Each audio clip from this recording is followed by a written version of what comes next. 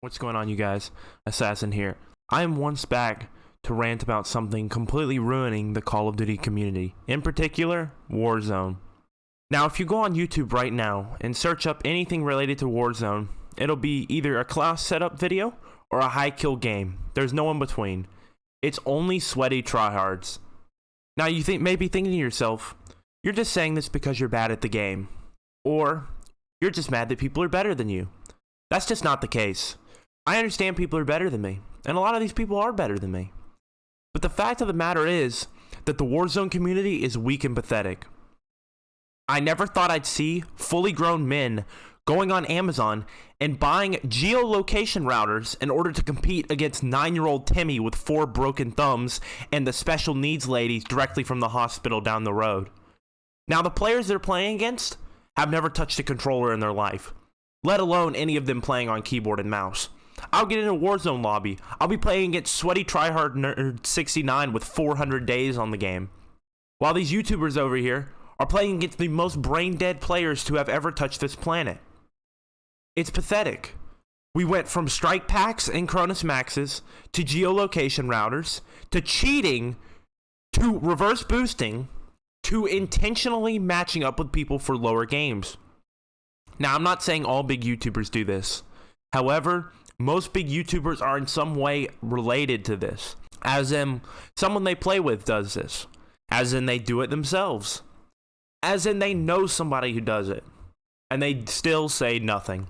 If we're going to improve as a community, and we're going to improve the game substantially, then this needs to stop. This is becoming the Fortnite community, in which reverse boosting and cheating is the way in which we qualify for tournaments. Huge YouTubers, big guys in the community, such as Nickmercs, won't even compete competitively because he knows that he is at such a disadvantage due to people cheating. Legit cheating. Warzone and Call of Duty / Activision has done nothing. Nothing. Not banned a single person for using a recoil script on a controller. Not banned a single person for using a router that gives you an advantage. Not even banned a single cheater.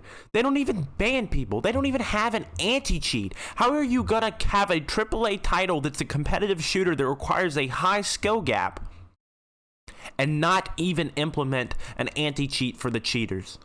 I don't understand what their thought process is.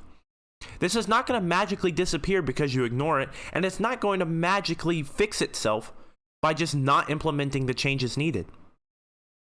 It's really not that hard. Call of Duty has done an awful job at this, and in my past I have played lots of games that do not even compete with how pathetic Call of Duty has handled this. For example, I've played over 2,000 hours of Rainbow Six Siege. Rainbow Six Siege does not even have a great anti-cheat, but they still ban players. This has been going on for years, in which Rainbow Six has done almost nothing with their cheater base. However, these cheaters only exist at higher ranks, and they're also banning them. Every day, the top right flows with players being banned with BattlEye. Not only do we not get a notification when someone's been banned in Warzone, but it required a big streamer to go up against them and then personally contact Activision support to get them banned. You would think a cheater flying around the map, dropping 90 kills a game would get banned. No. They just get to freely walk around in an open lobby, shooting players through mountains, lining up 90 kill games over and over and over, amassing thousands of kills, thousands of wins, and not get banned. If you go on Call of Duty Tracker and go to the Warzone leaderboards, almost all of the top players are cheating.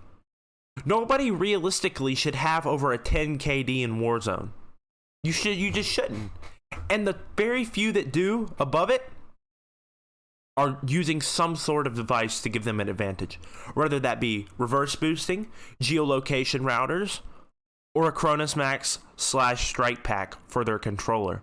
Or they may be going directly through a controller using keyboard and mouse software to get aim assist on their keyboard and mouse.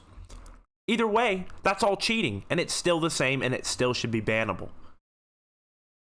I don't understand how they think it's okay for some of these players to have KDs this high. It doesn't make any sense to me why they can't just implement an anti-cheat. This game is going to die. They are neglecting it. They're not even touching it. They just implemented a huge update and they decide not to implement an anti-cheat still. What are we on? 9 months?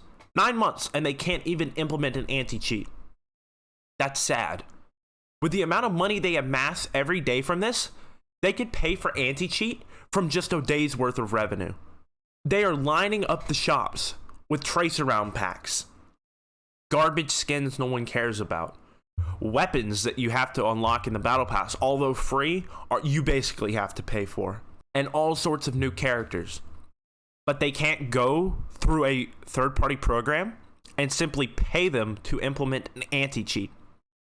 It's not even that hard to implement an anti-cheat. One of the best anti-cheats around, used by Fortnite and Rust, called Easy Anti-Cheat, literally has easy in the name.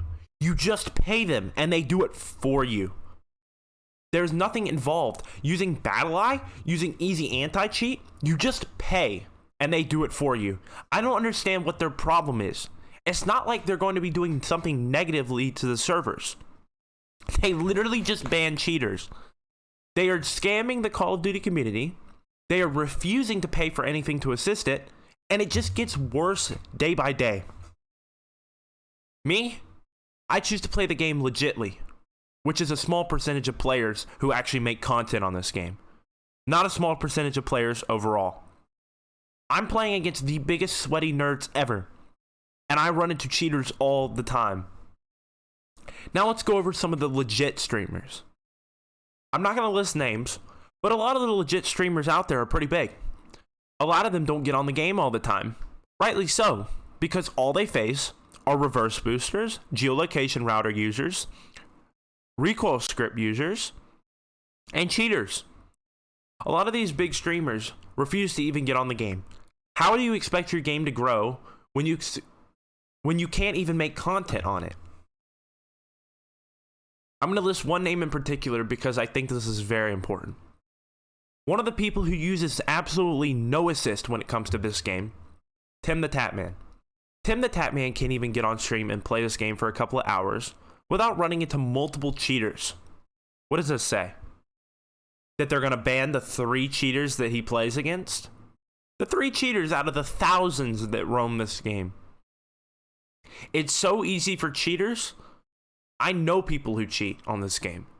I've talked to them personally. It's so easy for cheaters that cheating gets boring because you don't even need cheats to win Warzone games. Which brings me to my next point. How are you going to go ahead and not implement an anti-cheat, but then still have bugs in your game? If you have game-breaking bugs and cheaters, the regular community is completely destroyed. Every game is won by somebody invisibility cheating or just someone aim hacking. There's no real winners and good lobbies. Once your KD exceeds 0.6 or something that's not even that great, you go into the regular pot of players. That regular pot of players from 0.6 to 1.1 is your, quote, standard Call of Duty player. Somebody who's played another game, somebody who's used to video games. Those players are being abused.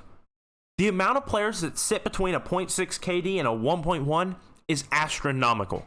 You're talking about 50% of the entire community is in one pool of players in which all the cheating occurs. I wouldn't know about the lower KD lobbies because I don't reverse boost.